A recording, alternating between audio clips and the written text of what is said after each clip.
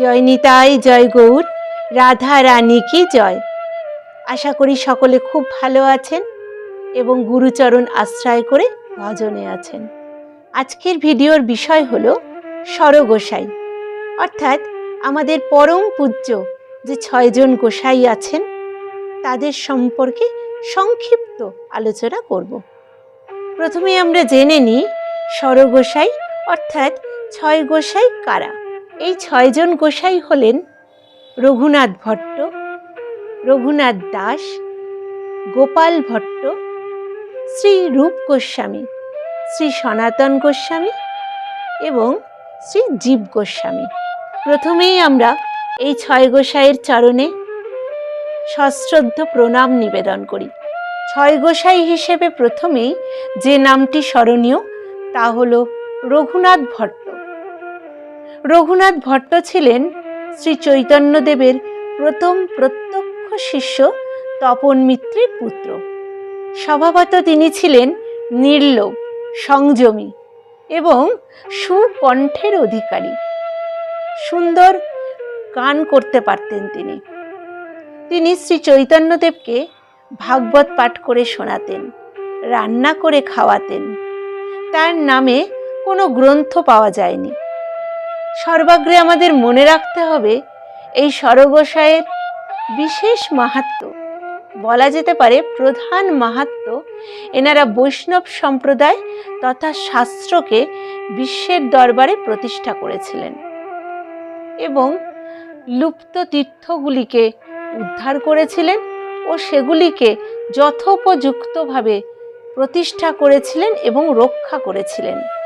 দ্বিতীয় জন যে গোসাই রয়েছেন তিনি রঘুনাথ দাস। রঘুনাথ দাস 1499 সালে জন্মগ্রহণ করেন। তিনি ছিলেন জমিদার বংশের সন্তান। অতুল বৈভব ত্যাগ করে তিনি চলে আসেন বৃন্দাবনে। সেখানে এসে রূপ সনাতনের সাহচর্যে সন্ন্যাস গ্রহণ করেন। পরবর্তীকালে শ্রী চৈতন্যদেব তাকে শিক্ষা অষ্টকমের জ্ঞান দান করেছিলেন। তার উল্লেখযোগ্য গ্রন্থগুলি হল মুক্তাচরিত, দান কেলি, চিন্তামণি। এই গ্রন্থগুলি সনাতন শাস্ত্রে বিশেষ গুরুত্বের অধিকারী। এবার জানা যাক তৃতীয় গোসাইকে। তৃতীয় গোসাই হলেন গোপাল ভট্ট। গোপাল ভট্ট সম্পর্কে বিশেষ কোনো কথা জানা যায় না। কৃষ্ণদাস কবিরাজ এ সম্পর্কে সম্পূর্ণ নীরব ছিলেন। তবে যেটুকু জানা যায়, রূপ ও সনাতন গোস্বামীর প্রয়াণের পর বৈষ্ণব সমাজে গুরুর মান্যতা তিনি লাভ করেছিলেন। এরপর আসি চতুর্থ গোসাই সম্পর্কে। চতুর্থ গোসাই হলেন শ্রী রূপ গোস্বামী। গৌড়ীয় বৈষ্ণব ধর্মের দার্শনিকতা ও তত্ত্বচিন্তা প্রাপ্ত করার সম্ভব হয়েছে এই রূপ গোসাইকে কেন্দ্র করে। তিনি ছিলেন হুসেন শাহের একজন উচ্চপদস্থ মন্ত্রী, সাকর মল্লিক। রামকেলিতে প্রভুর সাথে দেখা হওয়ার পর থেকেই তিনি সম্পূর্ণ পাল্টে যান। তিনি উপলব্ধি করেন যে আমি আর সেই মানুষ না। সর্বক্ষণের জন্যই চৈতন্য চিন্তনে মন ব্যস্ত থাকত। হুসেন শাহের কর্মীদের চোখ এড়িয়ে চলে এলেন বৃন্দাবনে। সেখানে চৈতন্য মহাপ্রভুর কৃপা পাওয়ার পরে নাম হলো রূপ গোস্বামী। মহৎ কৃপা বিনা কোনো ধর্মে ভক্তি নয়, কৃষ্ণ ভক্তি দূরে রহু, সংসার নহে ক্ষয়। কৃষ্ণ যদি কৃপা করে কোনো ভাগ্যবানে, গুরু অন্তর্যামী রূপে শিখায় আপনে। জীবে সাক্ষাৎ নাহি তাতে, গুরু চৈত্য রূপে, শিক্ষা গুরু হয় কৃষ্ণ মহান্ত স্বরূপে।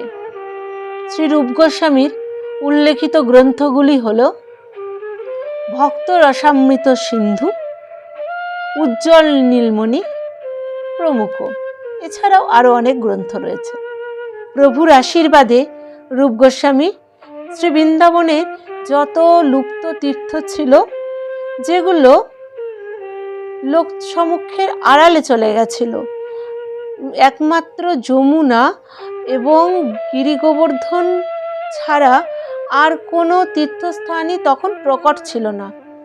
তো রূপ গোস্বামী সেই তীর্থস্থানগুলিকে উদ্ধার করেছিলেন এবং পুনরুদ্ধার করার পরে সেগুলিকে রক্ষাও করেছিলেন। শ্রী নরোত্তম ঠাকুর বলেছেন, শ্রী রূপ মঞ্জুরি পদ সেই মোর সম্পদ, সেই মোর ভজন পূজন, সেই মোর প্রাণধন, সেই মোর আভরণ, সেই মোর জীবন জীবন। তুয়া অদর্শন সহি, গরলে জারল দেহি, চিরদিন তাপিত জীবন। হাহা প্রভু কর দয়া, দেহ মোরে পদ ছায়া, নরোত্তম রহিল শরণ। এবার জেনে নেওয়া যাক পঞ্চম গোসাই অর্থাৎ সনাতন গোসাই সম্বন্ধে। সনাতন গোসাই রূপ গোসাইয়ের ভাই, হুসেন শাহের দাবির খাস নামক উচ্চপদস্থ মন্ত্রী। রাজকর্মচারী চোখের আড়ালে চলে আসেন বৃন্দাবনে। শ্রী চৈতন্য মহাপ্রভুর কাছে কৃপা পাওয়ার পরে ওনার নাম হয় সনাতন গোসাই। একদিন সনাতন গোসাই দেখা করতে গেছেন প্রভুর সঙ্গে। প্রভু জিজ্ঞেস করলেন, তুমি কোন পথে এসেছ? উত্তর দিলেন, সমুদ্রের তীরের পথ দিয়ে। সে কি, সিংহদুয়ারের পথ দিয়ে এলে না কেন? সিংহদুয়ারের পথ ঠান্ডা, সমুদ্র তীরের পথ তপ্ত, বালিতে দুঃখময়। তোমার পায়ে ফোস্কা পড়ে গিয়েছে, তুমি হাঁটলে কি করে? প্রভুর চোখে বিন্দু বিন্দু জল। ভক্তবৎসল প্রভু তো, ভক্তের কষ্ট উনি দেখতে পারেন না। উনি উত্তর দিলেন, পায়ের ফোস্কা টের পাইনি, সিংহদুয়ারের পথে আমার যাবার অধিকার নেই। সে পথে জগন্নাথের সেবকেরা যাতায়াত করে। যদি দৈবাৎ কোনো কারণে তাদের সঙ্গে গাত্রস্পর্শ হয়ে যায়, তার মানে গায়ের ঠেকাঠেকি হয়ে যায় পাণ্ডাদের সঙ্গে, তাহলে আমার অপরাধের শেষ থাকবে না। আমার স্পর্শে দেবসেবার কাজ অপবিত্র হয়ে যাবে। দেখুন সনাতন গোস্বামী কতখানা দৈন্য ভাব রাখতেন। তিনি বৈষ্ণবীয় ধর্মকে এবং তত্ত্ব এবং সাহিত্য এগুলিকে এক মাধুর্য পর্যায়ে নিয়ে গিয়েছিলেন। ওনার উল্লেখিত গ্রন্থ হল হরিভক্তি বিলাস, বৈষ্ণব তোষণী ইত্যাদি। রূপ গোস্বামীর, শ্রী সনাতন গোস্বামীর বৃন্দাবনে একটি লীলা আমরা আস্বাদন করি। বৃন্দাবনে সনাতনের কাছে এলো জীবন ঠাকুর, কন্যা দায়গ্রস্ত ব্রাহ্মণ। কাশীতে বিশ্বনাথের কাছে ধনের জন্যে প্রার্থনা করলে বিশ্বনাথ আদেশ করলেন, বৃন্দাবনে সনাতনের কাছে যাও, সেখানে তার কাছে ধনের উপায় আছে। শুনে সনাতন বললে, আমার তো প্রভু ছাড়া আর কিছুই নাই, কি দিয়ে আপনার সেবা করব? বিপ্র হতাশ হয়ে চলে যাচ্ছে। সনাতন হঠাৎ উচ্চকণ্ঠে তাকে ডেকে উঠল, শুনুন, মনে পড়েছে, ওইখানে বালি খুঁড়ে দেখুন তো কি আছে, যা পান নিয়ে যান, আপনার দুঃখ দূর হয়ে যাবে। আঙুল দিয়ে সনাতন যে জায়গা দেখালো, আশ্চর্যের বিষয়, তার বালি খুঁড়ে জীবন পেল এক আশ্চর্য নীলকান্তমণি। অভিভূতের মতো বসে পড়ল, ভাবল, কি সে বৈরাগ্য, কি সে বিপুল ঐশ্বর্য, যার জন্যে এই অমূল্য মণিকেও তুচ্ছ করা যায়। জীবন সনাতনের চরণ আশ্রয় করে বললে, আমাকে দীক্ষা মন্ত্র দিন। সনাতন তাকে দীক্ষামন্ত্র দিল, বললে, মহাপ্রভু শরণাগতের পালক, কোনো চিন্তা নেই। এবার শ্রী জীব গোস্বামী অর্থাৎ 6 গোসাইয়ের শেষ গোসাই সম্পর্কে দু এক কথা স্মরণ করি। রূপ ও সনাতন গোসাইয়ের ছোট ভাই অনুপমের পুত্র ছিলেন জীব গোসাই। খুব অল্প বয়সেই গৃহত্যাগ করে বৃন্দাবনে চলে আসেন। বৃন্দাবনে এসে জীব রূপের চরণাশ্রয় করল।